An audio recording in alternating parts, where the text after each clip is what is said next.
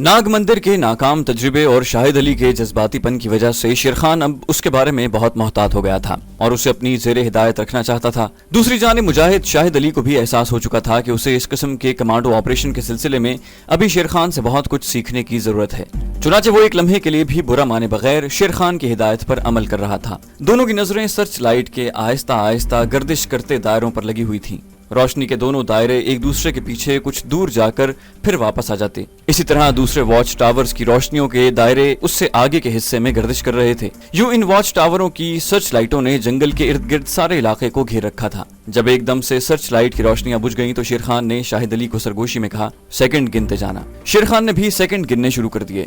ठीक 17 सेकंड के वक्फे के बाद सर्च लाइटें दोबारा रोशन हो गईं। शाहिद अली ने सरगोशी में कहा, 17 सेकंड। शेर खान ने आहिस्ता से कहा, 17 सेकंड। अब दूसरी बार रोशनियां बुझेंगी तो हम जंगल में घुस जाएंगे। ओके ओके, शाहिद अली ने सरगोशी में जवाब दिया। रोशनी के दायरों की चमक में जंगल के अंदर दरख्तों के दरमियान का इलाका बहुत हद तक दिखाई दे रहा था। दरख्तों के तने जंगल के अंदर दूर तक चले गए थे। उनके दरमियान ऊंची घास भी थी और ऊंची ऊंची झाड़ियां भी थीं। शेर खान ने कुतुबुद्दीन की हिदायत के मुताबिक समत का तयन जहन में कर लिया था। दोनों इस इंतजार में थे कि सर्च लाइटों की रोशनियां गुल हों तो वो जंगल में घुस जाएं। अपना मुअय्यन वक्त पूरा करने के बाद रोशनियां बुझ गईं। जैसे ही रोशनियां बुझीं, दोनों कमांडो झुककर दौड़ते हुए जंगल के दरख्तों में घुस गए और चंद कदम अंदर दौड़ने के बाद एकदम जमीन पर औंधे लेट गए। अचानक सर्च लाइट्स की रोशनियां फिर से बेदार हो गईं और जहां से दोनों कमांडर दौड़कर आए थे वो सारा इलाका दिन की तरह रोशन हो गया। दोनों झाड़ियों और घास में बेहिस हरकत पड़े थे। जब एक बार फिर रोशनियां बुझ गईं तो वो औंधे मुंह लेटे आगे को रेंगने लगे।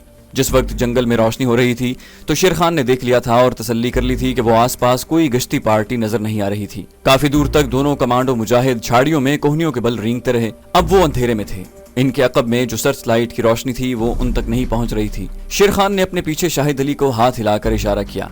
दोनों उठ बैठे और चारों तरफ अपनी उकाबी निगाहों से अंधेरे में देखने लगे। आदमी एकदम अंधेरे में आ जाए तो पहले पहल उसे कुछ दिखाई नहीं देता, लेकिन कुछ वक्त गुजरने के बाद अंधेरे में भी चीजों के धुंधले से खाके दिखाई देने लगते हैं।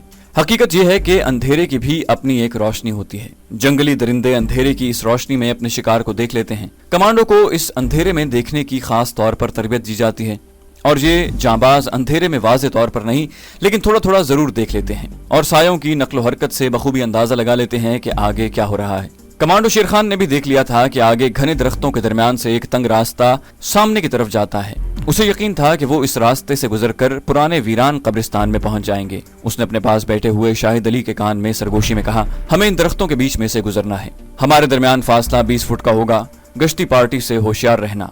आ जाओ। और शेर खान उठकर सामने वाले दरख्तों के दरमियान चलने लगा। वो झाड़ियों से बचकर चलने की कोशिश कर रहा था ताकि सिर्फ उसका पांव गीली घास पर पड़े और सरसराहट पैदा न हो। ये सिर्फ तरबियत याफ्ता कमांडो या फौजी ही कर सकते हैं। हर आदमी ऐसा नहीं कर सकता। कुछ दूर तक चलते रहने के बाद वो दरख्तों की ओट में छुप छुप कर इधर उधर अंधेरे में देखने लगते कि कहीं किसी तरफ से कोई गश्ती पार्टी या उस पार्टी का कोई फौजी जवान तो गश्त करता नहीं आ रहा। इस तरह वो जंगल में आगे ही आगे चलते गए। आखिर एक जगह उन्हें ऊंची नीची ढेरियां सी दिखाई दी।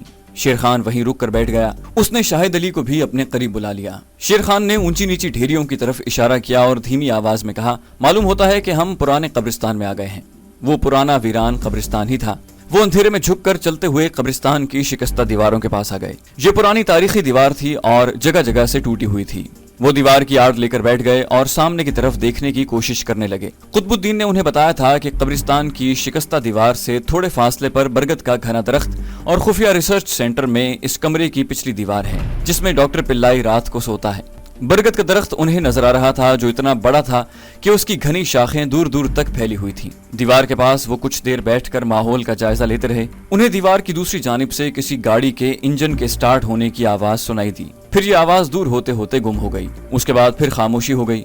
कमांडो शेर खान और मुजाहिद शाहिद अली को क्या करना था ये उन्होंने पहले से सोच रखा था और तय भी कर लिया था। अपने मंसूबे के मुताबिक जब उन्हें इत्मीनान हो गया कि इस तरफ कोई गार्ड वगैरह नहीं है तो वो आहिस्ता आहिस्ता एक एक कदम करके जिस्म को झुकाए बरगद के दरख्त की तरफ बढ़े। बरगद का तना बहुत मोटा था। घनी शाखों में से दरख्त की जड़ें रस्सियों की तरह नीचे लटक रही थीं। प्रोग्राम के मुताबिक मुजाहिद शाहिद अली लटकती हुई जड़ों को पकड़कर दरख्त पर चढ़ गया। फिर दरख्त की शाखों के अंदर ही अंदर रेंगता दरख्त के उस बड़े तने पर आ गया जिसकी शाखें कमरे की छत पर लटकी हुई थीं। वो आहिस्ता आहिस्ता उन शाखों के सहारे आवाज पैदा किया बगैर छत पर उतरकर वहीं बैठ गया।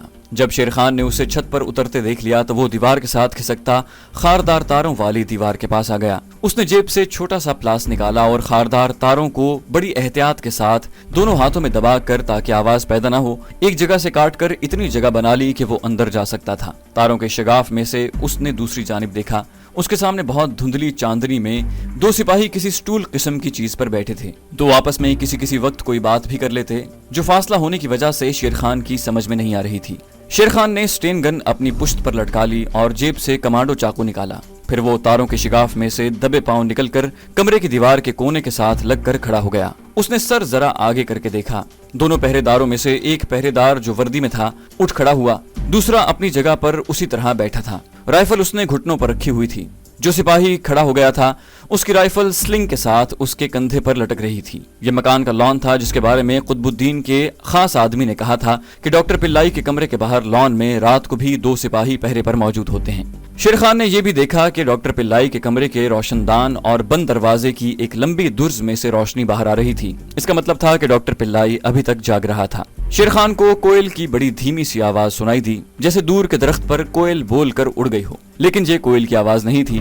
یہ اس کے ساتھی کمانڈو مجاہد شاہد علی کا سگنل تھا کہ میں تمہیں حفاظتی کور دینے کی پوزیشن میں ہوں، تم اپنا کام شروع کرو۔ شیر خان نے ایک بار پھر دیوار کے کونے سے سر ذرا آگے کر کے دیکھا۔ جو سپاہی سٹول پر بیٹھا تھا اس کا سر جھکا ہوا تھا، شاید وہ اونگھنے لگا تھا۔ دوسرا پہرے دار سنتری ابھی تک لان میں آہستہ آہستہ ٹہل رہا تھا۔ اب اس نے سگریٹ سلگا لیا تھا اور ٹہلتے ہوئے سگریٹ پی رہا تھا۔ کمانڈو ایکشن کے لیے فضا بڑی ہموار ہو گئی تھی۔ شیر خان نے زمین پر سے ایک چھوٹا سا پتھر اٹھایا اور اسے قریب کی جھاڑیوں میں زور سے پھینک دیا۔ پتھر کے گرنے سے ہلکی سی آواز پیدا ہوئی۔ ٹہلتے ہوئے سنتری کو چوکنا کرنے کے لیے یہ آواز کافی تھی۔ وہ ٹہلتے ٹہلتے رک گیا اور جھاڑیوں کی طرف دیکھنے لگا۔ پھر وہ ٹہلتے ٹہلتے جھاڑیوں کی طرف بڑھا کہ دیکھیے یہ آواز کس چیز کی تھی۔ شیر خان جلدی سے پیچھے ہو گیا۔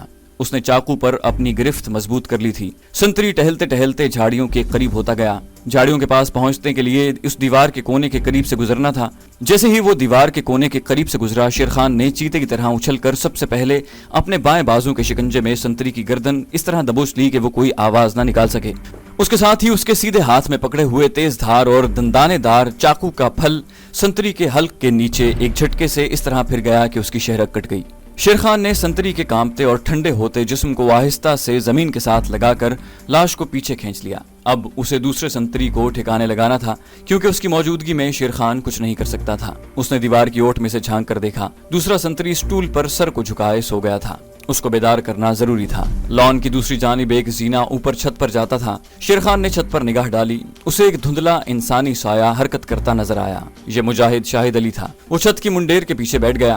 شیر خان کو اس کا سر نظر آ رہا تھا۔ دوسرا سنتری ابھی تک سو رہا تھا۔ وقت گزرتا جا رہا تھا، کسی بھی وقت کچھ بھی ہو سکتا تھا۔ شیر خان نے پہلے سنتری والی ترکیب پر عمل کرنے کا خیال سے زمین پر سے ایک روڑا اٹھایا۔ وہ اسے جھاڑیوں میں پھینکنے ہی والا تھا کہ سنتری نے ایک دم سے سر اٹھا کر دائیں بائیں دیکھا۔ جب اسے اپنا ساتھی نظر نہ آیا تو اس نے اس کا نام لے کر آواز دی۔ جس نے جواب دینا تھا اس کی لاش شیر خان کے قریب جھاڑیوں میں پڑی ہوئی تھی۔ سنتری سامنے والے زینے کی طرف گیا، ادھر ادھر دیکھا، پھر اس دیوار کی طرف آیا جس کی اوٹ میں شیر خان گھات لگائے کھڑا تھا۔ سنتری نے ایک بار اپنے ساتھی کو آواز دی۔ کوئی جواب نہ ملنے پر وہ دیوار کے قریب آ گیا۔ کمانڈو شیر خان کے جسم کے پٹھے تن گئے۔ اس فوجی کو ہلاک کرنا ضروری تھا جو صرف ایک کمانڈو کر سکتا تھا۔ جیسے ہی دوسرا سنتری اپنے ساتھی کی تلاش میں دیوار کے کونے سے نکل کر سامنے آیا، جس طرح بجلی چمک جاتی ہے، بالکل اسی طرح کمانڈو شیر خان نے اپنا بازو سنتری کی گردن میں ڈال کر شکنجے میں لیا اور اوپر کو زور سے جھٹکا دیا۔ اس کی شہرک پر پوری طاقت سے چاقو پھیر دیا اور پھر اسے زمین پر ڈال دیا اور لاش کو پیچھے کھینچ لیا۔ دوسرے سنتری کا اسی وقت کام تمام ہو گیا جب شیر خان کے بازو کے جھٹکے سے اس کی گردن کے مہرے ٹوٹ کر الگ ہو گئے تھے۔ شیر خان دوڑ کر دیوار کے پاس آیا اور دوسری طرف لان میں دیکھا۔ لان خالی پڑا تھا۔ اس نے چھت پر نگاہ ڈالی۔ اسے اپنے ساتھی شاہد علی کا سر منڈیر سے ذرا اوپر اٹھا ہوا نظر آیا۔ یہ تصدیق کرنے کے لیے کہ یہ اس کا اپنا ساتھی ہے، شیر خان نے بڑی دھیمی آواز میں کوئل کی آواز نکالی۔ اس کے جواب میں چھت کے اوپر سے بھی کوئل کی مدھم آواز میں مجاہد شاہد علی نے جواب دیا۔ شیر خان دیوار سے ہٹ کر لان میں پودوں کے پیچھے جھک کر چلتا کمرے کے بند دروازے کے پاس آ گیا۔ دروازے کی درز میں سے ہلکی ہلکی روشنی باہر آ رہی تھی۔ اس نے درز کے ساتھ آنکھ لگا کر دیکھا۔ کمرے میں ڈاکٹر پلائی پلنگ پر ایک عورت کے ساتھ تھا۔ کمرے میں بلب جل رہا تھا۔ اس کی روشنی میں شیر خان ڈاکٹر پلائی کو پہچاننے کی کوشش کرنے لگا۔ عورت کو اس نے پہچان لیا تھا۔ وہ ناگداسی ارملا تھی۔ شیر خان یقین کرنا چاہتا تھا کہ یہ آدمی ڈاکٹر پلائی ہی ہے۔ فوراً اس کے ذہن میں ایک ترکیب آ گئی۔ اس کے پاس اپنی ترکیب پر مزید سوچ بچار کرنے کے لیے وقت نہیں تھا۔ اسے جو کچھ کرنا تھا بس اسی لمحے کرنا تھا۔ اس نے دروازے پر آہستہ سے دستک دی۔ ڈاکٹر پلائی نے دروازے کی طرف دیکھ کر پوچھا، کون ہے؟ شیر خان نے بولنے کی بجائے پھر سے دستک دی۔ ڈاکٹر پلائی اٹھ کر منہ ہی منہ میں بڑبڑاتا دروازے کی طرف بڑھا۔ اس کے قدم صحیح نہیں پڑ رہے تھے۔ صاف لگ رہا تھا کہ وہ نشے میں ہے۔ شیر خان دروازے کے باہر ایک قدم پیچھے ہٹ کر کھڑا ہو گیا۔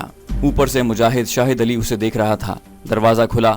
ڈاکٹر پلائی نے غصے میں پوچھا، کیا بات ہے؟ کمانڈو شیر خان شکاریوں کی خاکی وردی میں تھا۔ باہر اندھیرا بھی تھا۔ اس کی وردی فوجی وردی ہی لگ رہی تھی۔ سٹین گن بھی اس کے کندھے سے لٹک رہی تھی۔ شیر خان نے ایڑیاں جوڑ کر سلوٹ کیا اور کہا، ڈاکٹر پلائی صاحب کے لیے سیکورٹی کمانڈ کا ضروری پیغام ہے۔ ڈاکٹر پلائی نے ذرا جھومتے ہوئے سیکورٹی کمانڈ کو انگریزی میں گالی دی اور کہا، میں ہی ڈاکٹر پلائی ہوں۔ کیا کہا ہے اس باسٹرڈ نے؟ کمانڈو شیر خان کو آگے کچھ کہنے اور کچھ سننے کی ضرورت نہیں تھی۔ وہ تو صرف اس دشمن اسلام کے منہ سے یہ سننا چاہتا تھا کہ میں ہی ڈاکٹر پلائی ہوں۔ یہ اس نے سن لیا تھا۔ جیسے ہی ڈاکٹر پلائی نے اپنا فکرہ پورا کیا، شیر خان نے گن سیدھی کی اور ٹریگر دبا دیا۔ گن کی نالی پر سائلنسر چڑھا ہوا تھا۔ سٹین گن کے برسٹ کے دھماکوں کی آواز تو آنی نہیں تھی۔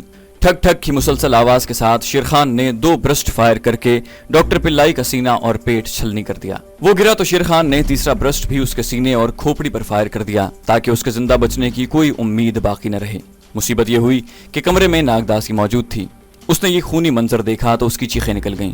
شیر خان کو اس کی ضرورت نہیں تھی کہ وہ ناگداسی کو بھی ہلاک کرے۔ جس کو اس نے ہلاک کرنا تھا اسے ہلاک کر دیا تھا۔ وہ لان میں پیچھے کی جانب دوڑا۔ اس کے ساتھ ہی ناگداسی چیختی چلاتی دروازے پر آ گئی۔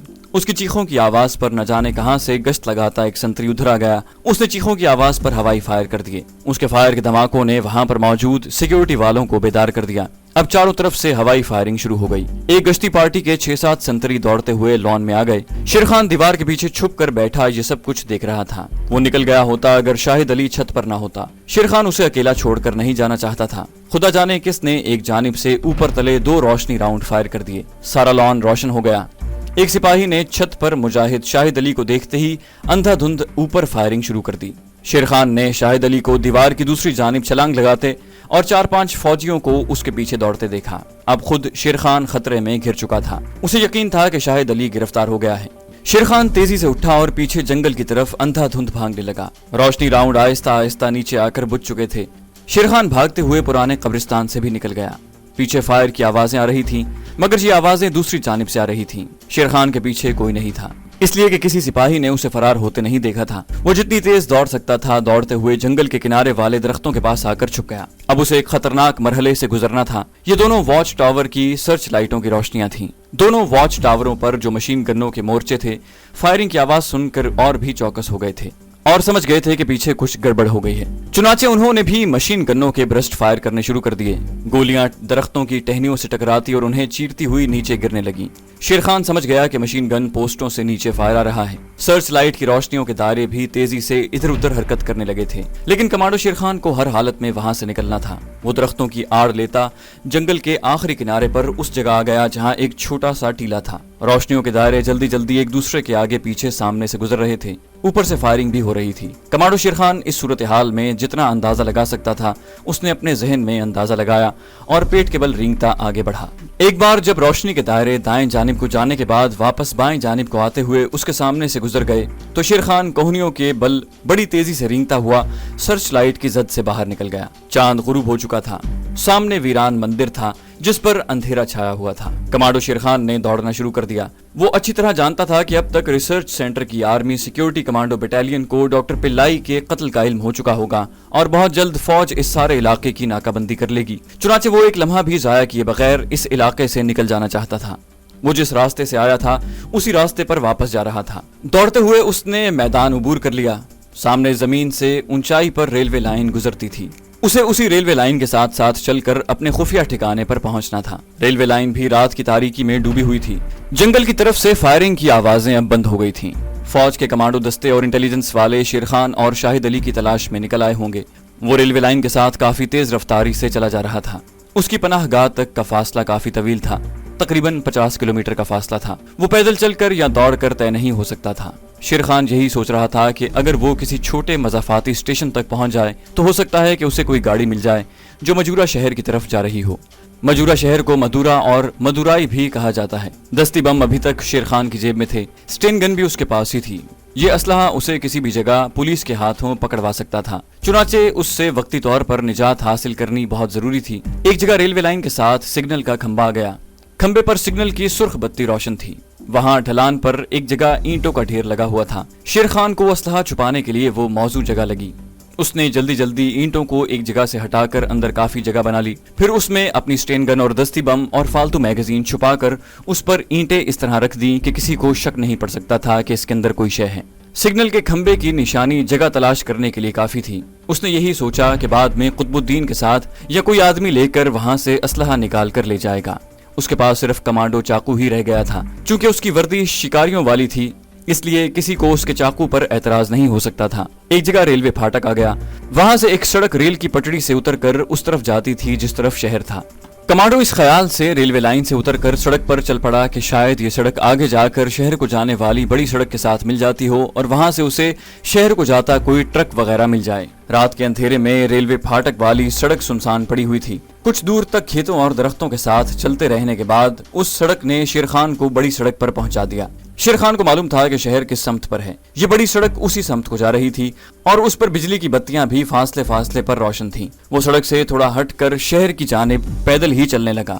شہر کی طرف سے ایک دو ٹرک آ کر گزر گئے، پیچھے سے بھی ایک ٹرک آیا۔ شیر خان نے اسے ہاتھ دیا مگر وہ نہ رکا۔ پھر ایک پرائیویٹ گاڑی آئی اور وہ بھی اس کے اشارے پر نہ رکی اور آگے نکل گئی۔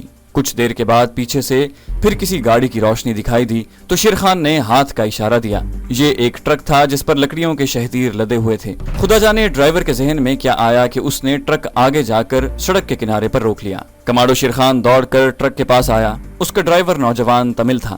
اس نے تمل زبان میں ہی پوچھا، کہاں جانا ہے؟ شیر خان نے بھی تمل میں جواب دیا، مدورائے جانا ہے۔ ڈرائیور نے کہا بیٹھ جاؤ۔ شیر خان ڈرائیور کے ساتھ بیٹھ گیا۔ ٹرک چل پڑا۔ ڈرائیور نے پوچھا، اس وقت رات کو تم کہاں سے آ رہے ہو؟ شیر خان نے کہا، ایک شکار پارٹی کے ساتھ ہرن کے شکار کھیلنے جنگل میں گئے تھے، پارٹی سے بچھڑ کر جنگل میں بھٹک گیا۔ ٹرک پر بڑا بھاری بوجھ لدا ہوا تھا، اس کی رفتار ہلکی تھی۔ اس نے مدورائے شہر میں پہنچتے پہنچتے 2 گھنٹے لگا دیے۔ رات کا پچھلا پہر شروع ہو چکا تھا۔ شہر کی مارکیٹوں، شاپنگ سینٹر اور بلند عمارتوں پر نیون سائن کی روشنیاں جگمگا رہی تھیں، مگر سڑکیں تقریباً خالی پڑی ہوئی تھیں۔ کسی وقت کوئی گاڑی گزر جاتی تھی۔ ٹرک شہر میں داخل ہو چکا تھا۔ کمانڈو شیر خان ایک خاص جگہ پر اتر گیا۔ وہاں سے وہ پیدل ہی مدورائے کے مجاہدوں کے خفیہ ٹھکانے کی طرف چل پڑا۔ جس وقت وہ وہاں پہنچا، آسمان پر صبح کاذب کی نیلاہٹ جھلملانے لگی تھی۔ دکن کا ماسٹر سپائی رشید احمد اور مجورا کا ماسٹر سپائی مجاہد قطب الدین دونوں خفیہ ٹھکانے پر موجود تھے اور دونوں ہی چائے کی چینک اور پیالیاں سامنے رکھے جاگ رہے تھے۔ کمانڈو شیر خان کو اکیلا آتے دیکھ کر رشید احمد نے پہلا سوال ہی یہ کیا، کیا ہوا؟ کمانڈو شیر خان نے بیٹھتے ہوئے کہا، ڈاکٹر پلائی کا قصہ پاک کر دیا ہے۔ گن کے 2 برسٹ اس کے سینے اور پیٹ اور 1 برسٹ اس کی کھوپڑی سے پار کر دیا ہے۔ زندہ باد۔ قطب الدین اور رشید احمد نے بیک وقت کہا۔ لیکن شاہد علی کہاں ہے؟ قطب الدین نے پوچھا۔ کمانڈو شیر خان نے اسے ساری کہانی سنا دی اور کہا، میں نے اسے ڈاکٹر پلائی کے کمرے کی چھت سے دوسری طرف چھلانگ لگاتے دیکھا تھا۔ گارڈ کے سنتری فائرنگ کرتے اس کے پیچھے ضرور بھاگے تھے، لیکن مجھے یقین ہے کہ مجاہد شاہد علی فرار ہونے میں کامیاب ہو گیا ہوگا۔ وہ صبح تک یہاں پہنچ جائے گا۔ لیکن کمانڈو شیر خان کو معلوم نہیں تھا کہ مجاہد شاہد علی کے ساتھ کیا گزری تھی، وہ وہاں سے بچ کر نکلنے میں کامیاب ہوا یا نہیں۔ یہ واقعہ ہم آپ کو اگلی قسط میں سنائیں گے۔ جانے سے پہلے آپ سے گزارش ہے کہ اگر ابھی تک آپ نے ہمارے چینل کو سبسکرائب نہیں کیا تو اسے سبسکرائب کیجئے اور ویڈیو کو لازمی لائک کیجئے اور کامنٹ کر کے ہمیں بتائیے کہ آپ کو ہماری کہانی کیسی لگی۔ اگلی قسط تک اپنا خیال رکھیے گا۔ اللہ حافظ۔